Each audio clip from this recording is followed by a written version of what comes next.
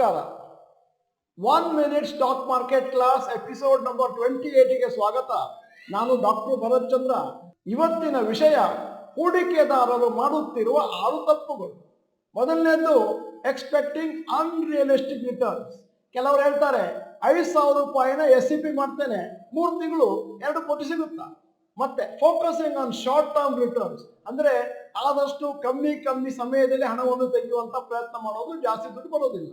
ಮೂರನೇದು not ಡೈವರ್ಸಿಫೈಯಿಂಗ್ investment, ಒಂದೇ ಷೇರು 2 ಷೇರಲ್ಲಿ ಹಣ ಹಾಕ್ಬೋದು ಅಥವಾ ಮ್ಯೂಚುವಲ್ ಫಂಡ್ ಹಣ ಹಾಕ್ಬೋದು. ನಾಲ್ಕನೇದು buying high and selling low, ಎಲ್ಲರಿಗೂ ಗೊತ್ತಿದೆ ಲಾಸ್ ಆಗುತ್ತೆ ಅಂತ. ಐದನೇದು too much short term trading ಮಾಡುವಂತಹದ್ದು, ಅಂದ್ರೆ ಆದಷ್ಟು ಇಂಟ್ರಾಡೇ ಟ್ರೇಡಿಂಗ್ ಮಾಡೋದು, ಫ್ಯೂಚರ್ಸ್ ಆಪ್ಷನ್ಸ್ ಹಣ ಮಾಡ್ತೀನಿ ಅಂತ ಟ್ರೈ ಮಾಡೋದು.